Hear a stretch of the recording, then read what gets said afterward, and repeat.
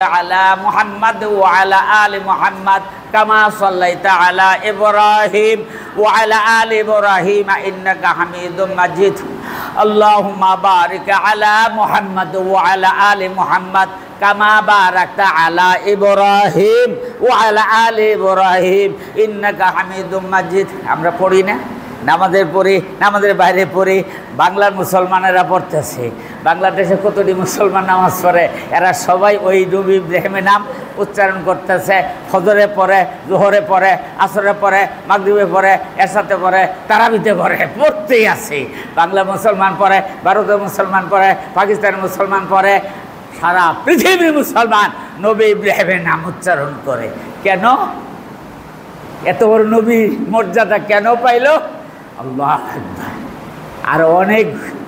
আরো অনেক কথা আছে নবী ইব্রাহিমের জীবনে কিন্তু কেন কারণ হলো একটা নবী ইব্রাহিম তার জীবনে আল্লাহ রাব্বুল আলামিন অনেকগুলি পরীক্ষা দিয়েছিলেন সব কটা পরীক্ষাতে ফার্স্ট ক্লাস ফার্স্ট প্রথম শ্রেণীতে প্রথম স্থান অধিকার নবী ইব্রাহিম বলে কি পরীক্ষা দিয়েছিল জীবনে শোনেন নাই কত পরীক্ষাই না দিছিল কয়টা বলবো খুতবার সময় শেষ কাজে বলা যাবে না নবী ইব্রাহিম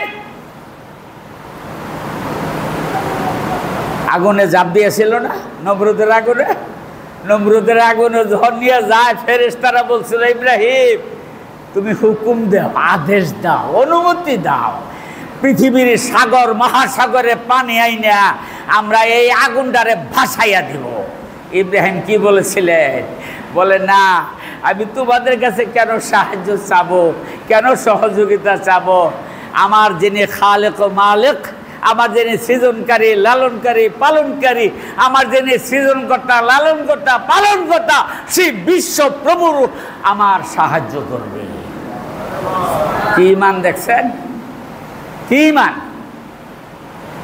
এটা মজার ঘটনা কোরআনে আছে পড়ে দেখবেন বাংলা কোরআন পড়বেন কিভাবে আগুনে নিল কি কারণে নিল কিভাবে রক্ষা পাইল কোরআনের ভিতরে বিস্তারিত আছে অনেক পরীক্ষা জীবনে দিয়েছিলেন ছেলে জন্ম নিছে আল্লাহ হুকুম করছে আরে নিয়ে যাও বাড়ির থেকে নির্জন নীরব নিস্তব্ধ জায়গাতে রেখে আসো আল্লাহ নবী ইব্রাহিম দেখলেন যে এটা আল্লাহর পরীক্ষা দুধের সন্তান বুকের সন্তান নিয়া সাথে নিয়া এক মশক পানি কিছু শুকনা খাবার খানায় খাবার পারছে একটা গাছ তখন ওখানে বাড়ি ঘর দোকান পাচ্ছিল না লোকজন নাই মরুভূমি একটা গাছের ছায়ার নিচে রাইখা ইব্রাহিম চলছে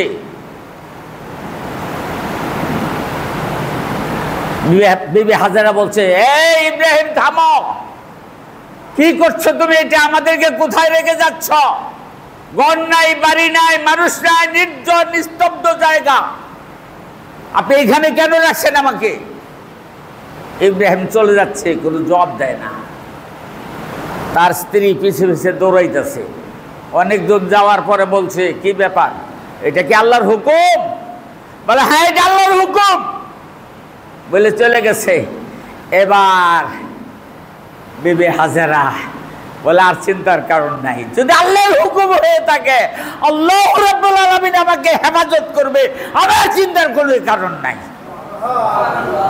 কি মান কয়েকদিনের মধ্যে পানি ফুরিয়ে গেল ইতিহাস তো আপনারা জানেন পানি ফুরিয়ে যাওয়ার পরে ওই সাফা মারুয়া পাহাড়ে গিয়ে দৌড়াদৌড়ি এই পাহাড়তে ওই পাহাড়ে যায় ওই পাহাড়তে এই পাহাড়ে আসে আর মানুষকে ডাকে কেউ আসো আমাকে একটু পানিতে সাহায্য করবা কোত্থেকে সারা পাবো লোকজন নাই হাজী সাহেবরা হজ করবার যাইয়া এই সাফা মারুয়া পাহাড়ে দৌড়াদৌড়ি করেন না এটা কেন করেন নবী ইব্রাহিমের কাম কারণ নবী ইব্রাহিমের স্ত্রী দৌড়াদৌড়ি করছিল আল্লাহর পছন্দ হয়েছে ওটা রাখছে শয়তানরে পাথর মারেন না কেন মারেন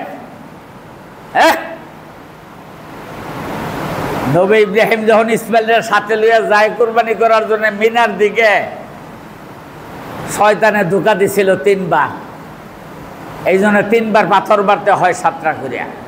নবী ইব্রাহিমের কর্মকাণ্ড আল্লাহ রাব্বুল আলামিন তামাম পৃথিবীর মুসলমানদের ভিতরে লাগাই দিয়েছে। ভাই সাহেবান, কুরবানি খালি করলে হবে না, ইতিহাসটার দিকে খেয়াল করে শিক্ষা নিতে হবে। রাব্বি হাবলি মিনাস সালিহিন, নবী ইব্রাহিম সন্তানাদি নাই। আমাদের দেশের সন্তান না থাকলে কই যায়? পীরের দরগায়, পীরের মাজারে। আরে বেকুফের দল, পীরের মাজার, পীরের কাছে যে সন্তান চাবি। নবী রাসূলের সন্তান হয় নাই, নবী রাসূলের দোয়া, তারপরে সন্তান আসছে। এই পীরেরা কি নবী রাসূলের মতো নাকি? হ্যাঁ, বেশ অনেক নবীরই তো সন্তান ছিল না। নবী ইব্রাহিম নিঃসন্তানী, বারবার আল্লাহর কাছে দোয়া করে রাব্বি হাবলি মিনাস সালিহিন। কোরআন খুলে দেখবেন, কোরআনের মধ্যে আছে রাব্বি হাবলি মিনাস সালিহিন। হে আল্লাহ, তুমি আমার একটা সন্তান দাও, আমার একটা সন্তান দাও, তুমি আল্লাহ তুমি আমার একটা সন্তান দাও। কিন্তু পিছনে আবার কি বলছেন? রাব্বি হাবলি মিনাস সালিহিন, নেককার পরহেজগার একটা সন্তান দাও। এমন সন্তান দিও না মদ খাইয়া পইরা থাকে, গাঁজা খাইয়া পইরা থাকে, জুয়া খেলায়, ওই জোয়ার আড্ডায় থাকে, রাস্তায় পইরা থাকে, খারাপ কাজ করে, অন্যায় করে, অপরাধ করে, এরকম সন্তান আমি চাই না। ইব্রাহিম বলেন আমি সন্তান চাই কিরকম? রাব্বি হাবলি মিনাস সালিহিন, সালিহিন নেককার পরহেজগারদের মতো একটা সন্তান তুমি আমার দান করো। আপনিও চাবেন আল্লাহর কাছে। অনেক সময় একবার হুজুর একটু দোয়া করবেন, ছেলেটা আমার কথা একবারে মানে না, একবারে শুনে না। বলে কি করে? বলে ওই ট্যাবলেট খাইয়া, মদ খাইয়া, নিশা খাইয়া ও রাস্তায় পড়ে থাকে। করবো না থেকে আপনি তো সেই শিক্ষাও দেন নাই, আল্লাহর কাছেও চান নাই। দুনিয়াতে আসার পরেও আপনি আল্লাহর কাছে বলেন না যে আল্লাহ আমার এই সন্তানটারে তুমি ভালো করে দাও, ভালো করে দাও। শিক্ষা তো আপনি দেন নাই। কোরআন মাজিদ পড়াইতেন, 2-1টা হাদিস পড়াইতেন, তারপর স্কুল কলেজ ভার্সিটি যাই পড়ান, নিষেধ নাই, তা তো করেন নাই। লাগাইছেন আপনি নিম গাছ, ওটা তিতা, ওটা রস বড় তিতা নিম গাছে। আপনি নিম গাছে ঘুরাই বসে বসে কাঁদবেন আর বলবেন আমার একটা আম ফল দাও, একটা কাঁঠাল ফল দাও, দেবে? আপনি যা লাগাইছেন তাই পাবেন। ভাই সাহেবান, নবী ইব্রাহিম দোয়া করলো রাব্বি হাবলি মিনাস সালিহিন। দোয়া করতে করতে করতে করতে করতে আল্লাহ পাকের দয়া হইলো, দোয়া কবুল করে ফেললেন। আল্লাহ পাক পরে আবার জানিয়ে দিলেন ফাবাশশারনাহু বিগুলামিন হালিম। আল্লাহ বলে আমি শুভ সংবাদ দিলাম, ইব্রাহিমকে আমি শুভ সংবাদ দিলাম। কিসের শুভ সংবাদ? বিগুলামিন হালিম, একটা পুত্র সন্তানের, এবং যে হবে ধৈর্যশীল, ধৈর্যের পরি। তো এই যে কুরবানির ঈদ, কুরবানিটা কি? কুরবানির শব্দটা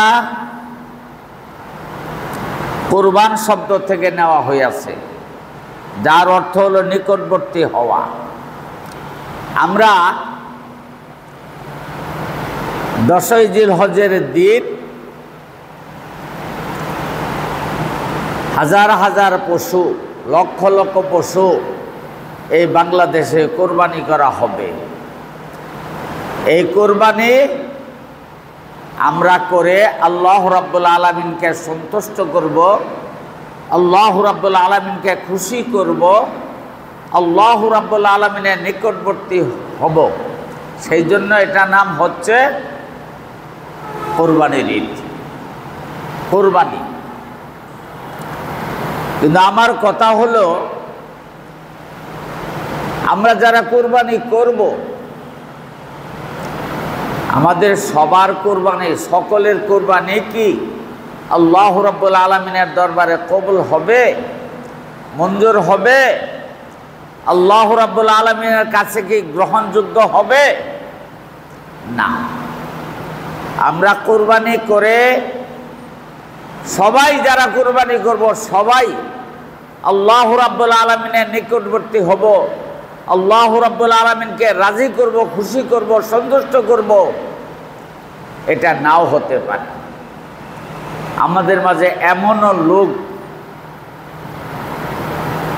দু চারজন আছি যাদের কুরবানিতে গোলমাল, আল্লাহ রাব্বুল আলামিনের দরবারে কবুল হবে না, মঞ্জুর হবে না। কেন মঞ্জুর হবে না? কারণ কি? যে কুরবানি যে শর্তগুলি আছে সেই শর্তগুলি আমরা পুরোপুরি পালন করতে অনেকেই ব্যর্থ। যেমন কুরবানির জন্য প্রথম কাজ হলো নিয়ত ঠিক করা। অনেকের নিয়ত হলো গোশত খাওয়া। ঈদের দিন বাড়ির সবাই কোরবানি করবে, গোশত খাবে, পাড়া প্রতিবেশীরা কোরবানি করবে, গোশত খাবে। আর আমি যদি কোরবানি না করি তাহলে আমার ছেলেরা, আমার মেয়েরা কি খাবে, আমি বা কি খাবো? এই গোশত খাওয়ার নিয়ত।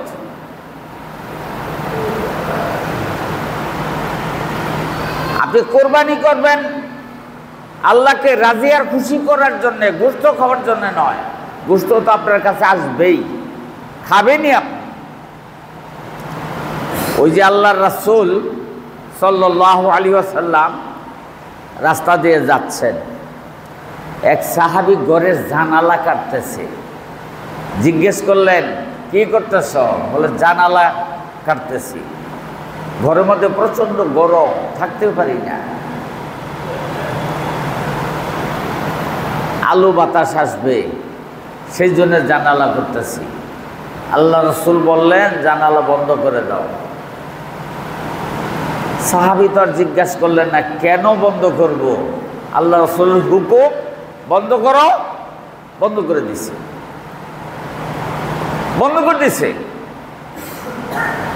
পরবর্তী সময় আবার ওদিকটা যাওয়ার সময় সাহাবীকে ডাক দিয়ে বললেন, তুমি জানালা করো, কাটো, তবে নিয়ত করো সকালবেলা ফজরের ওয়াক্ত হয়েছে কিনা আমি এই জানালা দিয়ে দেখব, পূর্ব আকাশে ফর্সা হয়েছে কিনা, ফজর ওয়াক্ত হয়েছে কিনা, এই নিয়তে জানালা করো।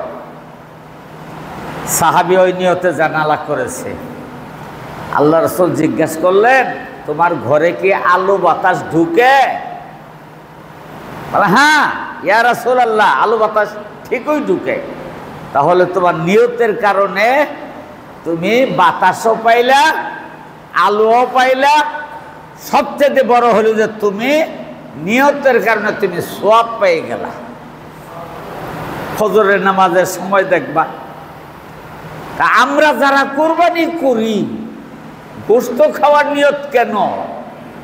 আমরা কোরবানি করব আল্লাহ রাব্বুল আলামিনকে রাজি আর খুশি করার জন্যে, আল্লাহ রাব্বুল আলামিনকে সন্তুষ্ট করার জন্যে। আল্লাহকে রাজি করার জন্যে, খুশি করার জন্যে, সন্তুষ্ট করার জন্যে যারা কোরবানি করবে সে কি কোরবানি গোশত পাবে না, খাবে না? কাজে নিয়তটা সহি করতে হবে। আবার অনেকেরই নিয়ত হলো বাহাদুরি। বাহাদুরি বুঝেন না? সলিমুদ্দিনে, পশ্চিমের বাড়ি সলিমুদ্দিন 2 লক্ষ টাকা দিয়ে কোরবানি করতেছে, আমি কি কম নাকি তার চাইতে? হ্যাঁ, তার চাইতে আমি কম? টাকা পয়সা কি আমার কম আছে? ধন সম্পদ আমার কম আছে? সলিমুদ্দিনের চাইতে যেভাবেই হোক সলিমুদ্দিনের চাইতে বেশি কুরবানি করতে হবে, বড় কুরবানি করতে হবে। এই লোকটা কাল হাসরের মাঠে কিয়ামতের ময়দানে আল্লাহ রাব্বুল আলামিনের সামনে যখন যাবে দেখবে যে তার কুরবানির সওয়াব নাই, ফাঁকা।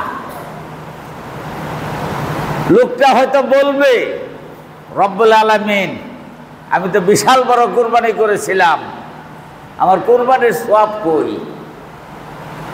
আল্লাহ বলবেন যে কিসের সওয়াব? তুমি কুরবানি কি জন্য করেছিলা? তুমি তো বাহাদুরি কামাই করার জন্য কুরবানি করেছিলা।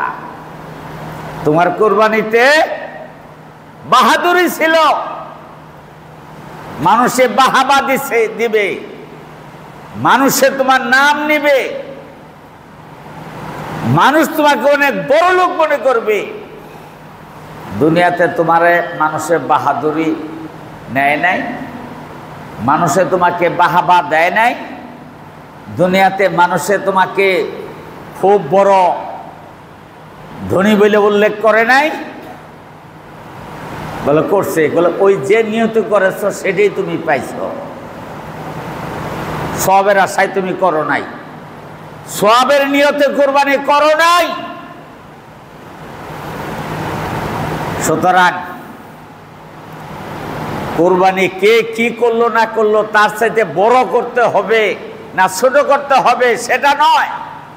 আমি আল্লাহ রাব্বুল আলামিনকে রাজি আর খুশি, আল্লাহ রাব্বুল আলামিনকে সন্তুষ্ট করার জন্য আমার ক্ষমতা অনুযায়ী যতটুকু পারি আমি কুরবানি করব, এটা হবে নিয়ত। আবার অনেকে আছে কোন কুরবানি গরুটার গোশত বেশি হবে, এমনকি কুরবানি গরু কিনবার সময় কসাই সাথে করে নিয়ে যায়, বলে কি এই কসাই দেখো তো এটা 2 লাখ টাকা দাম চাইতেছে, 1 লাখ টাকা দাম চায়, এটা গোশত কয় মন হবো? গোশতের উপরে দাম, গোশতের উপরে কিনা হবে। কেন? আল্লাহ রাসূল কি তাই বলছেন? আল্লাহ রাসূল কি বলছেন? কুরবানির পশু যত মূল্যবান হবে, যত হৃষ্টপুষ্ট হবে, যত নিখুঁত হবে, দেখতে যত সুন্দর হবে, সওয়াব তত বেশি হবে। কথাটা বুঝতে পারলেন? কুরবানি পশু আপনি কিনবেন নিখুঁত, কোনো ত্রুটি নাই। কুরবানি পশু কিনবেন খুব হৃষ্টপুষ্ট, দেখতে সুন্দর, দেখতে যত সুন্দর হবে সওয়াব তত বেশি হবে।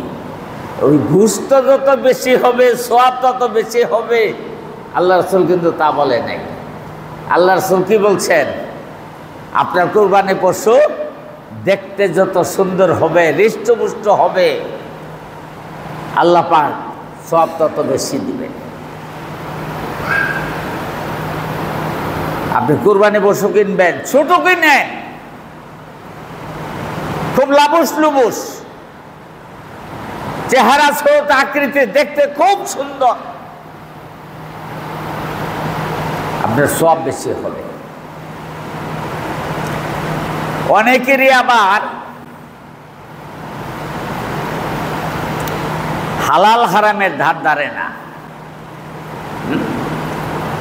50 লাখ টাকার সুদি ব্যবসা করে 50 লাখ টাকা সুদে দিছে, এখন কুরবানির সময় হয়েছে, কিস্তির টাকা উঠাবার জন্য পাগল, কিস্তির টাকা উঠাইছে, সুদের কিস্তি উঠাই নিয়ে আইসা কুরবানি করতেছে, বড় বড় কুরবানি। বলছে যে কি অসুবিধা নাই, আমি বড় কুরবানি করব। 5 লাখ টাকা সুদে ছাড়ছে, কিস্তি আইছে অনেক, কিস্তি উড়ে এনে সে কুরবানি করবে, বলে এটা তো আমার লাভের পয়সা। সুদের ব্যবসা, কুরবানি হবে? কুরবানি হবে না। কারণ আল্লাহর নবী বলেছেন তলাবুল হালালে ওয়াজিবুন আলা কুল্লি মুসলিম, প্রত্যেকটা মুসলমানের জন্য হালাল উপার্জন করা এটা ওয়াজিব, ফরজ। আপনি কিসের ব্যবসা করেন? সুদি ব্যবসা, ও তো হারাম, ও তো হারাম।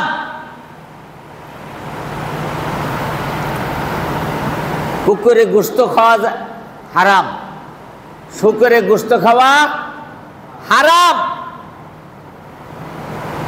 সুদের টাকা খাওয়া ওটাও হারাম। আলাদা কিছু? কুত্তার গোশত খাইলে পাপ হবো না, ওটা হারাম। শুয়োরের গোশত খাইলে, খাসি চাইতে শুয়োরের শরীরে চর্বি বেশি, আরো সুস্বাদু বেশি, আপনি খাবেন? খাসির 4টে পা, শুয়োরের কটা পা? 4টেই পা।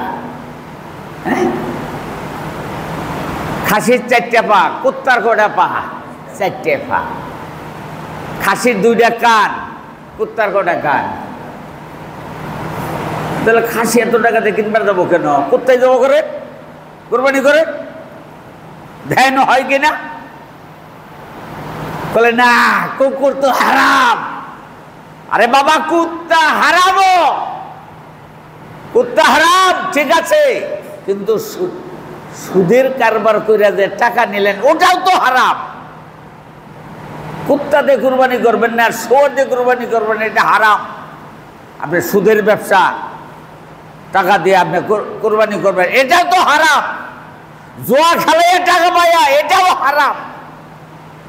মিথ্যা ব্যবসা বাণিজ্য করিয়া মানুষকে ঠকাইয়া আপনি কুরবানি করবেন, ওটাও তো হারাম।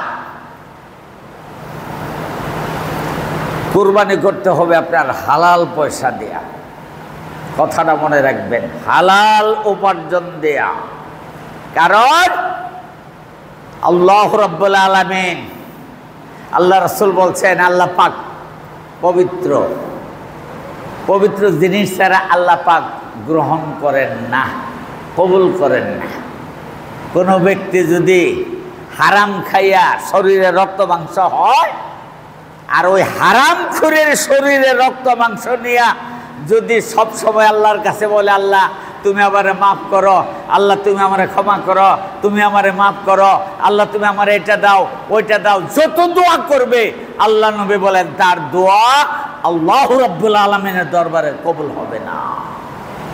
কারণ সে হারামখোর, হারাম খাইছে। আপনি কুরবানি হারাম পয়সা দিয়ে দিলে কেমনে হবে? আল্লাহ পাক তো পবিত্র, তিনি হালাল ছাড়া কোনো কিছু গ্রহণ করেন না, পবিত্র ছাড়া আল্লাহ পাক গ্রহণ করেন না। আপনাকে কুরবানি দিতে হবে আপনার পবিত্র টাকা পয়সা সম্পদ থেকে। হারাম উপার্জন থেকে কোরবানি করলে সেই কোরবানি আল্লাহ রাব্বুল আলামিনের দরবারে কবুল হবে না। কুরবানির ইতিহাসটা তো খুব করুণ, আপনারাও জানেন। কুরবানির ইতিহাসটা কই থেকে আসলো? আপনি যে 10 তারিখে পশুর গলায় ছুরি চালাবেন, এটা কোত্থেকে আসলো? কেমন করে হইল?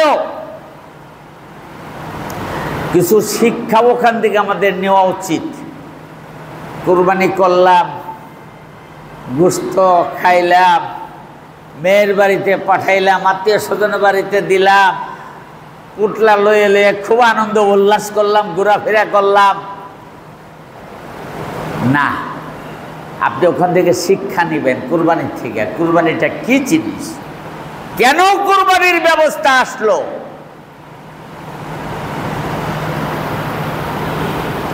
আমরা তো শিক্ষা গ্রহণ করি না, কেমনে শিখবো? বড় লোকেরা কুরবানি কিনে, বড় বড় সার কিনে, 2 লাখ, 3 লাখ, 4 লাখ, 5 লাখ, 10 লাখ কিনে কসাই বাড়িতে নিয়ে আসে কুরবানি জবাই করার জন্য। আর ওই বড় লোকটা ওই 3 তলায় 2 তলায় কুলবালিশে হেলান দিয়া সিগারেট একটা দরাইয়া টানতেছে, আর ওখানে শুয়ে রয়েছে। লোকজন যায় বলছে, স্যার কসাই আসছে, হ্যাঁ যা জবাই কর। হ্যাঁ, 2 তলায় শুয়ে রয়েছে, সিগারেট টানতেছে, কসাই দিয়ে কুরবানি জবাই করতেছে। আল্লাহ রাসূল কি তাই বলছেন? আল্লাহ রাসূল কি বলছেন? তোমার নিজের কুরবানি যদি নিজের হাতে করতে পারো সবথেকে উত্তম, সবথেকে উত্তম। আর যদি নিজে করতে না পারো, অভ্যাস নাই, তারপর হুজুর গিয়ে তুমি হাত কাটবা না, তুমি তাহলে আর ছুরি হাতে নিও না, অভ্যাস নাই। যিনি পারেন তাকে জবাই করতে দাও, তবে তুমি সামনে দাঁড়াই থাকো। তুমি দেখো কিভাবে একটা পশু রশিদে বাইয়া পাঁচরাইয়া দইয়া মাটিতে শোয়া তার গলায় ছুরি চালাইতেছে। আল্লাহ নবী ইব্রাহিম তার ছেলেকে মাটিতে শোয়াইয়াছিল, এইভাবে গলায় ছুরি ধরেছিল, প্রস্তুতি নিয়েছিল। আপনি পারবেন আপনার ছেলেকে এইভাবে মাটিতে পাঁচরাইয়া দইয়া ফালাই দিতে? ওই ষাঁড়ের মতো, পশুর মতো আপনি ধইরা ফালাইতে পারবেন? আল্লাহ নবী ইব্রাহিম কেন এই কাজটা করেছিলেন? আল্লাহর হুকুম ছিল, আল্লাহকে রাজি আর খুশি করার জন্যে, আল্লাহ রাব্বুল আলামিনকে সন্তুষ্ট করার জন্য তিনি করেছিলেন। তুমি দাঁড়াইয়া দেখো, সামনে দাঁড়াও, দেখো নবী ইব্রাহিম আল্লাহ রাব্বুল আলামিনকে খুশি করার জন্য, সন্তুষ্ট করার জন্য এইভাবেই তো ছেলেটাকে শোয়াইয়াছিল। ছেলের গলায় ছুরি চালাইতেছে, প্রস্তুতি নিয়েছিল। আর তুমি 3 তালা শুয়ে শুয়ে সিগারেট টানবা? কুরবানি কি জন্য? শিক্ষা নেন কুরবানির থেকে।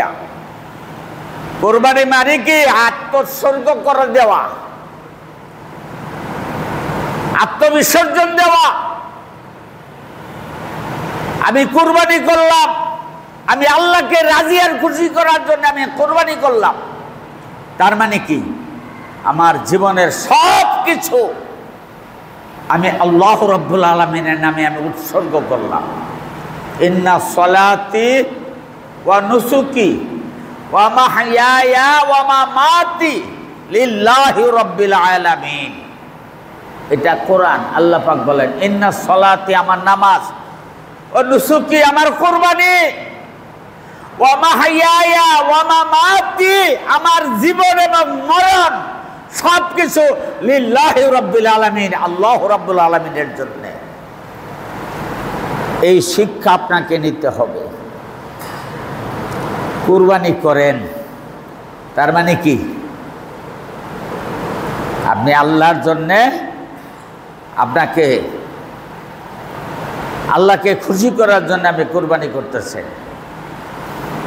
আল্লাহকে খুশি করার জন্য যদি আপনি কুরবানি করেন, সালাত আদায় করেন না কেন?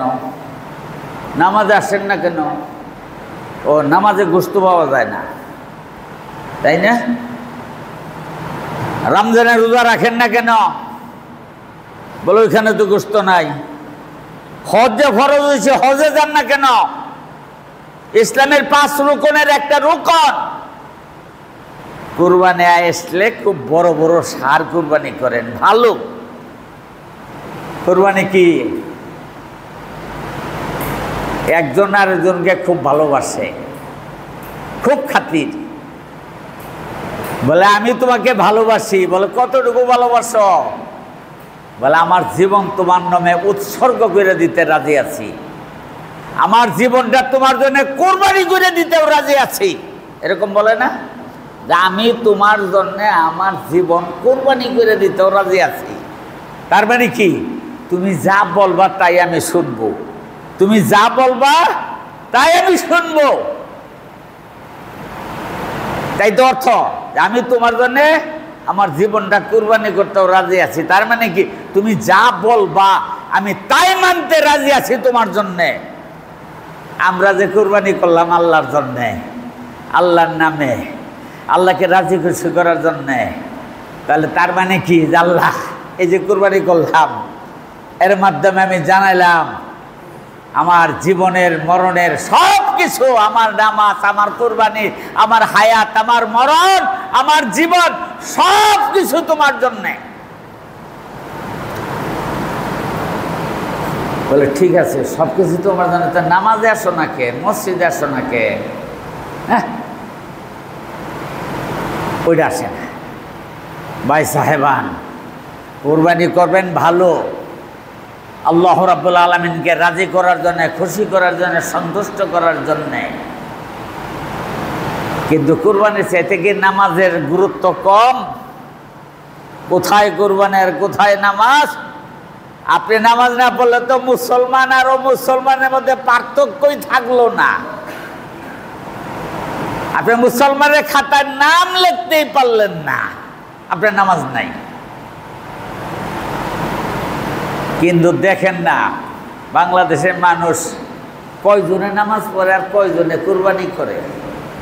কুরবানির বেলা ঠিক আছে, টাকা নাই, হাওলাত করে, হাওলাত করে, ঋণ করে, তারপরেও কুরবানি দেয়, কিন্তু মসজিদে আসে না। এই সেদিন আমাকে একজনে জিজ্ঞেস করতেছে, হুজুর আমরা 3 ভাই, আলাদা আলাদা খাই, আলাদা আলাদা কামাই রোজগারি, আলাদা আলাদা খাওয়া দাওয়া, সব কিছুই আলাদা। আমরা 3 ভাইয়ে কুরবানি করার মতো সামর্থ্য নেই। ওই যে ভাগে কুরবানিতে আমরা 3 ভাই সামিল হবো, যাইয়া 3 জনে 3টা ভাগ নিব, ওটাও ক্ষমতা নাই। এখন যদি আমরা 3 ভাই একত্র হইয়া ওই যে ভাগে কুরবানি যারা দেয় ওদের সঙ্গে যদি আমরা একটা ভাগ নেই, 3 জনে মিলে কিন্তু একটা ভাগ নেই, যে কুরবানি 3 জনের মধ্যে কার নামে করবা? বলে মায়ের নামে করব। কুরবানির জন্য কত কৌশল দেখেন, কি কৌশল! 3 ভাই মিলা টাকা উঠাইয়া, চাঁদা উঠাইয়া 7 ভাগের 1 ভাগে সামিল হব। এখন 3 ভাইয়ের মধ্যে কার নাম দিব? বলে মায়ের নাম দিব। মা জীবিত আছে, কিন্তু একটাও নামাজে আসে না। বলে মসজিদে যাও, বলে না। বাড়িতে নামাজ পড়ো? বলে পারি না। বলে জুম্মা নামাজে যাই মাঝে মধ্যে, 5 সপ্তাহ করে ওটা পারি না। জুম্মা নামাজ মাঝে মধ্যে যাও, রেগুলার যাও না, নিয়মিত ভাবে? কল না, সময় পাই না। ঈদের নামাজ? বলে ওইটাতে চাই, সবার আগে যাই গিয়া, প্রথম কাতারে যাই, জায়গা লই। এরা মুসলমান, কুরবানির জন্য এরা পাগল। আমি কুরবানির বিরুদ্ধে করি না, কুরবানি করেন, ভালো কাজ, কিন্তু সাথে নামাজ পড়েন, রোজা রাখেন, হজের উপযুক্ত হলে হজ করেন, জাকাতের উপযুক্ত হলে জাকাত দেন। বিশাল বড় বড় ষাঁড় কোরবানি করে, কিন্তু জাকাত দেয় না। ইসলামের 5টা রুকন, 5টা স্তম্ভ, 5টা খুঁটি, তার মধ্যে জাকাত একটা। কুরবানি কি ওই 5 স্তম্ভের মধ্যে আছে? তাহলে আপনি জাকাত দেন, বড় বড় ষাঁড় কুরবানি করেন, আপনি নামাজ পড়েন না, বড় বড় ষাঁড় কুরবানি করেন। হজ ফরজ, কুরবানি সেটা হজের সব কম নাকি? আল্লাহ রাসূল বলেন, হজ কইরা যদি হজ আল্লাহর দরবারে কবুল হয়ে যায়, যখন হজ থেকে ফিরে আসে, সে এইভাবে ফিরে আসলো যেন সে নতুন করে মায়ের পেট থেকে আবার নতুন করে ভূমিষ্ঠ হয়ে আসলো। মায়ের পেট থেকে যেদিন আসছিলেন, কোনো গুনাহ ছিল? একবারে নিষ্পাপ, নিষ্কলুষ হজ করে যারা আসে, হজ যদি আল্লাহর দরবারে কবুল হইয়া যায়, তাহলে ওই রকম একবারে নিষ্কলুষ, নিষ্পাপ হইয়া হজ থেকে ফিরে আসে। আপনি কুরবানি বড় বড় ষাঁড় করতেছেন, হজ করেন না কেন? ও ওটার মধ্যে গোশত পাওয়া যায় না? না ভাই সাহেবান, কুরবানি করেন, অনেক সওয়াবের কাজ, কিন্তু নামাজ পড়েন, হজ করেন, জাকাত দেন, ইসলামের 5টা রুকন, 5টা স্তম্ভের দিকে খেয়াল করেন। কুরবানিটা ইতিহাস। আল্লাহ নবী হযরত ইব্রাহিম আলাইহিস সালাতু ওয়াস সালাম, সেই সময় থেকে কুরবানি চলে আসছে। আল্লাহ নবী ইব্রাহিমের কথা কি বলবো? আমরা নামাজের মধ্যে একটা সূরা পড়ি, যে সূরাটা না পড়লে নামাজ হয় না। বলেন তো সূরাটার নাম কি? সূরা ফাতিহা। সূরা ফাতিহার মধ্যে শেষ দিকে যাই আমরা একটা আয়াত পড়ি। কি আয়াতটা? ইহদিনাস সিরাতাল মুস্তাকিম সিরাতাল লাযিনা আন'আমতা আলাইহিম। এটা পড়ি না? কি পড়ি এখানে? ইহদিনাস সিরাতাল মুস্তাকিম, হে আল্লাহ তুমি আমাকে সিরাতুল মুস্তাকিমের পথে চালাও। আল্লাহ সিরাতুল মুস্তাকিম, সরল সঠিক পথে আমাকে চালু করো এবং ওই সমস্ত মানুষের পথে চালাও, ওই সমস্ত মানুষের পথে চলার তৌফিক দাও যে সমস্ত মানুষের উপরে তুমি রহমত নাযিল করেছ, তোমার নিয়ামত তুমি যাদেরকে দান করেছ। সিরাতাল লাযিনা আন'আমতা আলাইহিম, যারা তোমার নিয়ামত প্রাপ্ত, যাদের উপরে তুমি তোমার নিয়ামত দিয়েছ, ওই সমস্ত নিয়ামত প্রাপ্ত লোক যারা, তাদের পথে আমাকে পরিচালিত করো। সুবহানাল্লাহ। কি বললেন আপনি? এটা কি বললেন আপনি? হে আল্লাহ সিরাতুল মুস্তাকিমের পথে তুমি আমাকে চালাও এবং তোমার নিয়ামত যারা পাইছে সেই নিয়ামতের অধিকারী যারা, তাদের পথে তুমি চালাও। কি এই সূরাটা, এই দোয়াটা প্রতি রাকাতে পড়েন না? প্রত্যেক রাকাতেই এই দোয়াটা কিন্তু আমরা প্রত্যেক রাকাতেই করতেছি। সুবহানাল্লাহ। কি দামি কথা, কি মূল্যবান কথা। ইহদিনাস সিরাতাল মুস্তাকিম সিরাতাল লাযিনা আন'আমতা আলাইহিম, হে আল্লাহ তুমি আমাকে সিরাতুল মুস্তাকিমের পথে চালাও এবং তুমি আমাকে ওই সমস্ত মানুষের পথে চালাও যাদের উপরে তুমি নিয়ামত দিয়েছ, তোমার নিয়ামত যারা লাভ করছে ওদের পথে চালাও। আমরা এই সূরা ফাতিহার এই দোয়াটা সবসময় পড়ি। আমরা পড়ি না?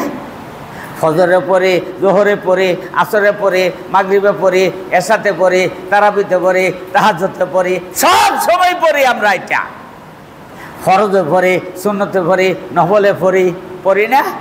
প্রতি রাকাতেই পড়ি আমরা।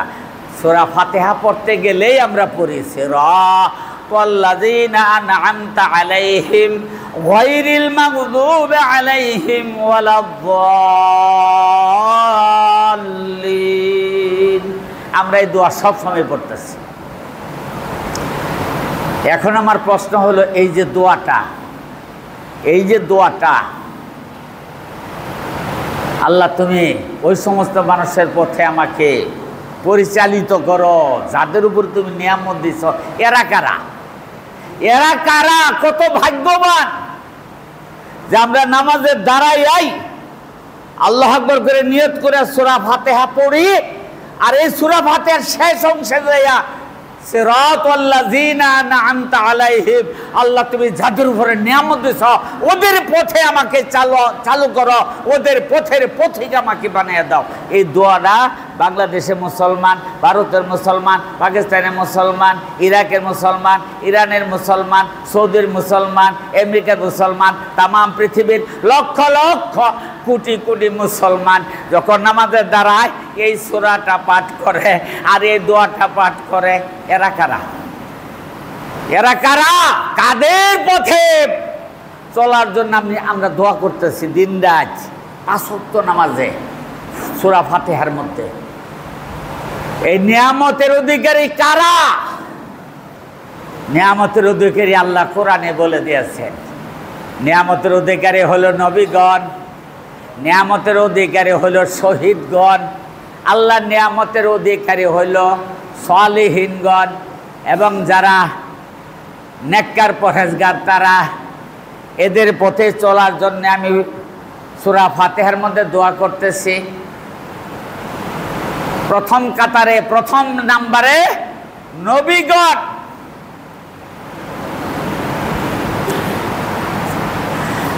ফাউলাইকাল্লাযীনা আন'আমাল্লাহু মিনান নাবিয়্যিনা ওয়াস-সিদ্দীকিনা ওয়াশ-শুহাদা ওয়াস-সালিহিন আল্লাহ বলছেন। ওদের মধ্যে এক নম্বর হলো নবী। নবী তো অনেক, অগণিত। আল্লাহর কোরআন তেলাওয়াত করতে যখন যাবেন, কোরআনুল কারিমের মধ্যে দেখবেন কত নবী রাসূলের নাম আল্লাহ রাব্বুল আলামিন তার নিজের ভাষায় কোরআনে উল্লেখ করেছেন। অনেক নবীর নাম, একজন নবীর নাম বেশি বেশি পাবেন। 25টা জায়গাতে, কোরআনের 25টা জায়গাতে আল্লাহ রাব্বুল আলামিন নবী ইব্রাহিমের কথা বলছেন। আল্লাহু আকবার। কেন নবী ইব্রাহিমের নাম? শুধু তাই না, আল্লাহর কোরআন কয় সূরা? 114 সূরায়। 114 সূরায় কোরআন নাযিল হয়, তার মধ্যে নবী ইব্রাহিমের নামে নামকরণ করে একটি সূরা নাযিল হয়, তাই না? নবী ইব্রাহিমের নামে একটা সূরা নাযিল 114 সূরার মধ্যে। কেন নবী ইব্রাহিমের এত মর্যাদা? আবার আমরা যখন নামাজ পড়ি, নামাজের ভিতরে নামাজের বাহিরে আমরা দরুদ পড়ি না? দরুদের ভিতরে নবী ইব্রাহিমের নাম উচ্চারণ করি। আল্লাহুম্মা সাল্লি আলা মুহাম্মাদ ওয়া আলা আলি মুহাম্মাদ কামা সাল্লাইতা আলা ইব্রাহিম ওয়া আলা আলি ইব্রাহিম ইন্নাকা হামিদুম মাজিদ। আল্লাহুম্মা বারিক আলা মুহাম্মাদ ওয়া আলা আলি মুহাম্মাদ কামা বারাকতা আলা ইব্রাহিম ওয়া আলা আলি ইব্রাহিম ইন্নাকা হামিদুম মাজিদ। আমরা পড়ি না? নামাজের পড়ি, নামাজের বাইরে পড়ি। বাংলার মুসলমানেরা পড়তেছে, বাংলাদেশে কতটি মুসলমান নামাজ পড়ে, এরা সবাই ওই নবী ইব্রাহিমের নাম উচ্চারণ করতেছে। ফজরে পড়ে, জোহরে পড়ে, আসরে পড়ে, মাগরিবে পড়ে, এরশাতে পড়ে, তারাবিতে পড়ে, পড়তেই আছে। বাংলা মুসলমান পড়ে, ভারতের মুসলমান পড়ে, পাকিস্তানের মুসলমান পড়ে, সারা পৃথিবীর মুসলমান নবী ইব্রাহিমের নাম উচ্চারণ করে। কেন? এত বড় নবী মর্যাদা কেন পাইল? আল্লাহু আকবার। আরো অনেক কথা আছে নবী ইব্রাহিমের জীবনে, কিন্তু কেন? কারণ হলো একটা, নবী ইব্রাহিম তার জীবনে আল্লাহ রাব্বুল আলামিন অনেকগুলি পরীক্ষা দিয়েছিলেন। সব কয়টা পরীক্ষাতে ফার্স্ট ক্লাস,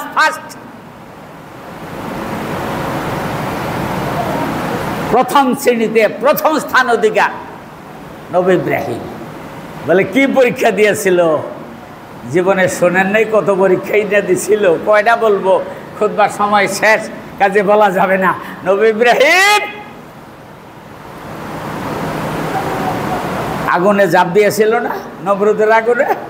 নমরুদের আগুনে যখন নিয়ে যায়, ফেরেশতারা বলছিল ইব্রাহিম তুমি হুকুম দাও, আদেশ দাও, অনুমতি দাও, পৃথিবীর সাগর মহাসাগরে পানি আইনা আমরা এই আগুনটারে ভাসাইয়া দিব। ইব্রাহিম কি বলেছিলেন? বলে না, আমি তোমাদের কাছে কেন সাহায্য চাবো, কেন সহযোগিতা চাবো? আমার যিনি খালেক ও মালিক, আমার যিনি সৃজনকারী, লালনকারী, পালনকারী, আমার যিনি সৃজনকর্তা, লালনকর্তা, পালনকর্তা, সেই বিশ্ব প্রভুর আমার সাহায্য করবে। কি ঈমান দেখছেন? কি ঈমান! এটা মজার ঘটনা, কোরআনে আছে, পড়ে দেখবেন, বাংলা কোরআন পড়বেন। কিভাবে আগুনে নিল, কি কারণে নিল, কিভাবে রক্ষা পাইল, কোরআনের ভিতরে বিস্তারিত আছে। অনেক পরীক্ষা জীবনে দিয়েছিলেন।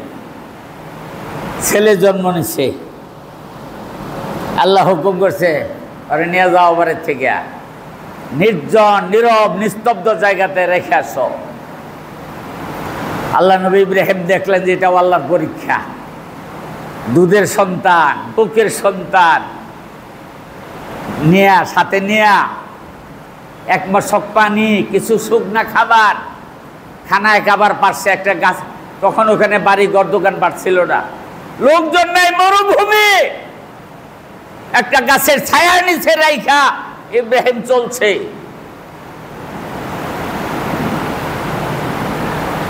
বিবি হাজারা বলছে, এই ইব্রাহিম থামো, কি করছো তুমি? এটা আমাদেরকে কোথায় রেখে যাচ্ছ? ঘর নাই, বাড়ি নাই, মানুষ নাই, নির্জন নিস্তব্ধ জায়গা, আপনি এখানে কেন রাখছেন আমাকে? ইব্রাহিম চলে যাচ্ছে, কোনো জবাব দেয় না। তার স্ত্রী পিছে পিছে দৌড়াইতেছে, অনেক দূর যাওয়ার পরে বলছে, কি ব্যাপার, এটা কি আল্লাহর হুকুম? বলে হ্যাঁ, এটা আল্লাহর হুকুম বলে চলে গেছে। এবার বিবি হাজেরা বলে আর চিন্তার কারণ নাই, যদি আল্লাহর হুকুম হয়ে থাকে আল্লাহ রাব্বুল আলামিন আমাকে হেফাজত করবে, আমার চিন্তার কোনো কারণ নাই। কি মান, কি মান। কয়েকদিনের মধ্যে পানি ফুরিয়ে গেল, ইতিহাস তো আপনারা জানেন। পানি ফুরিয়ে যাওয়ার পরে ওই সাফা মারুয়া পাহাড়ে গিয়ে দৌড়াদৌড়ি, এই পাহাড়তে ওই পাহাড়ে যায়, ওই পাহাড়তে এই পাহাড়ে আসে, আর মানুষকে ডাকে, কেউ আসো আমাকে একটু পানিতে সাহায্য করবা। কোত্থেকে সারা পাবো, লোকজন নাই। হাজী সাহেবরা হজ করবার যাইয়া এই সাফা মারুয়া পাহাড়ে দৌড়াদৌড়ি করেন না? এটা কেন করেন? নবী ইব্রাহিমের কাম। কারণ নবী ইব্রাহিমের স্ত্রী দৌড়াদৌড়ি করছিল, আল্লাহর পছন্দ হয়েছে, ওটা রাখছে। শয়তানরে পাথর মারেন না, কেন মারেন? নবী ইব্রাহিম যখন ইসমাইলের সাথে লইয়া যায় কুরবানি করার জন্য মিনার দিকে, শয়তানে ধোঁকা দিছিল 3 বার। এই জন্য 3 বার পাথর মারতে হয় 7টা করিয়া। নবী ইব্রাহিমের কর্মকাণ্ড আল্লাহ রাব্বুল আলামিন তামাম পৃথিবীর মুসলমানদের ভিতরে লাগাই দিছে। ভাই সাহেবান, কুরবানি খালি করলে হবে না, ইতিহাসটার দিকে খেয়াল করে শিক্ষা নিতে হবে। রাব্বি হাবলি মিনাস সালিহিন। নবী ইব্রাহিম নিঃসন্তানী, সন্তানাদি নাই। আমাদের দেশের সন্তান না থাকলে কই যায়? পীরের দরগায়, পীরের মাজারে। আরে বেকুফের দল, পীরের মাজার, পীরের কাছে দিয়ে সন্তান চাবি?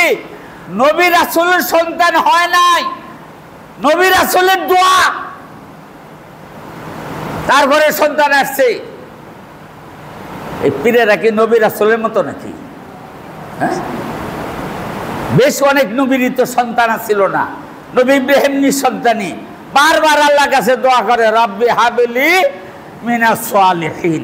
কোরআন খুলে দেখবেন, কোরআনের মধ্যে আছে রাব্বি হাবলি মিনাস সালিহিন। হে আল্লাহ, তুমি আমার একটা সন্তান দাও, আমার একটা সন্তান দাও, তুমি আল্লাহ, তুমি আমার একটা সন্তান দাও। কিন্তু পিছনে আবার কি বলছেন? রাব্বি হাবলি মিনাস সালিহিন, নেককার পরহেজগার একটা সন্তান দাও। এমন সন্তান দিও না মদ খাইয়া পইরা থাকে, গাঁজা খাইয়া পইরা থাকে, জুয়া খেলায়, ওই জোয়ার আড্ডায় থাকে, রাস্তায় পইরা থাকে, খারাপ কাজ করে, অন্যায় করে, অপরাধ করে, এরকম সন্তান আমি চাই না।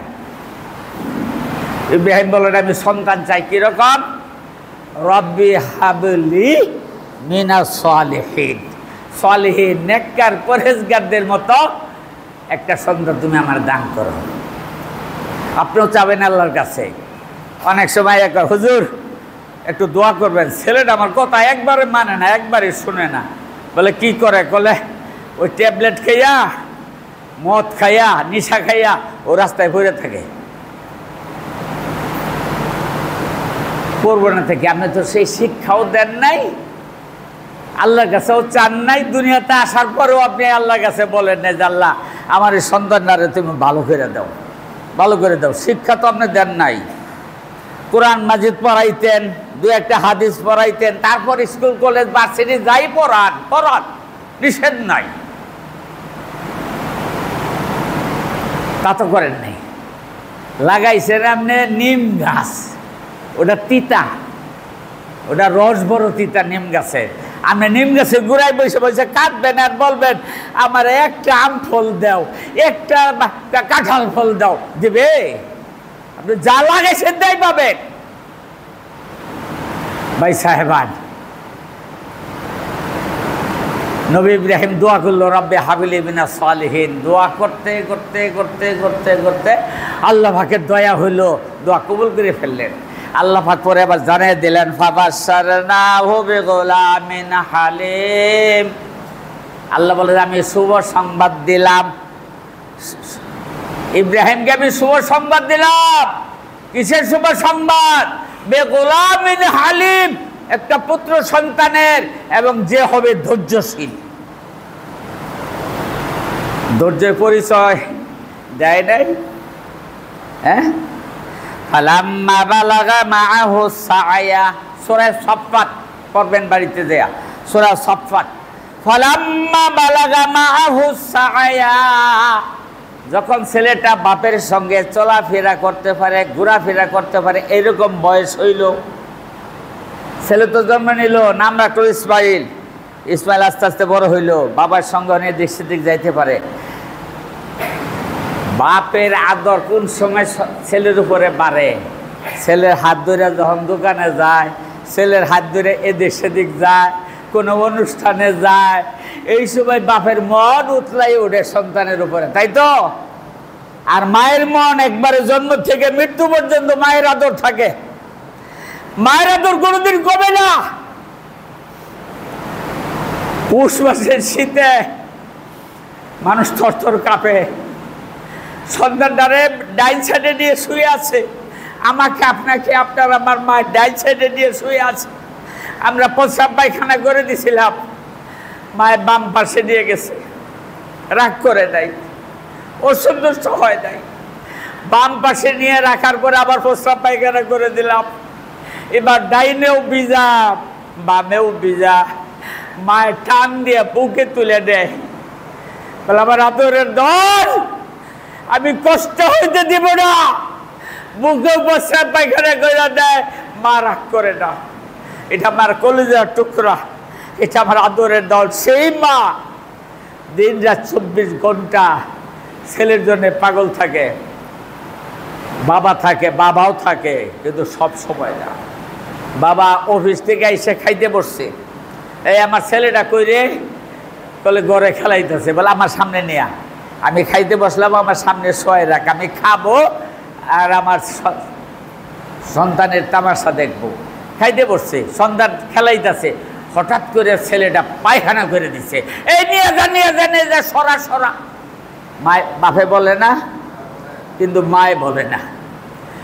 মায় কুলো লইয়া খাইতেছে, প্রস্রাব পায়খানা করে দিচ্ছে, মায়ের ডাইকে লইয়া 3 থালি ভাত খায়, একটু ঘৃণা করে না, অবহেলা করে না। কিন্তু বাবা আদরটা উৎসা উঠে তখন যখন ছেলে তার হাতে ধরে এদিক সেদিক যায়। ঠিক ইসমাইলের অবস্থাটা তাই হইল। আল্লাহ বলেন ফালাম্মা বালাগা মাআহু সাআয়া, যখন তার বাবার সঙ্গে দৌড়াদৌড়ি করতে পারে, এদিক সেদিক যাইতে পারে, ঠিক ওই মুহূর্তে আল্লাহ রাব্বুল আলামিন ইব্রাহিমকে পরীক্ষা করার জন্য বললেন, নবী ইব্রাহিমকে পরীক্ষা করার জন্য আল্লাহ পাক সঙ্গে সঙ্গে বললেন, হে ইব্রাহিম তুমি কোরবানি করো। কি সময়, কত বড় কঠিন হুকুম। নবী ইব্রাহিম ছেলেকে ডাক দিয়ে বলল, ইয়া বুনাইয়া ইন্নী আরা ফিল মানামে আন্নী আযবাহুকা ফানজুর মাযা তারা।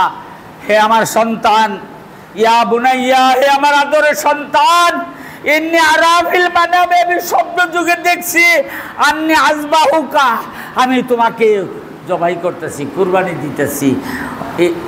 আল্লাহ পাক আমাকে কুরবানি করার জন্য আদেশ করেছেন, তোমাকে কুরবানি করব, আল্লাহ পাক আদেশ করছেন। ফানজুর মাযা তারা, তুমি একটু ভেবে দেখো তো, চিন্তা করে দেখো।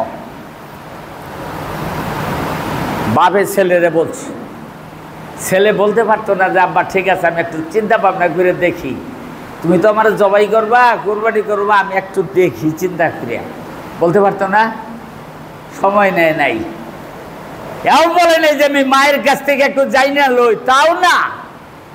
যখন ইব্রাহিম বলছে আমি তোমাকে কুরবানি করার আদিষ্ট হয়েছে আল্লাহর পক্ষ থেকে, সঙ্গে সঙ্গে ছেলে বলল, কালা ইয়া আবাতি ফাআল মা তুমারু সাতাজিদুনি ইনশাআল্লাহু মিনাস সাবিরিন।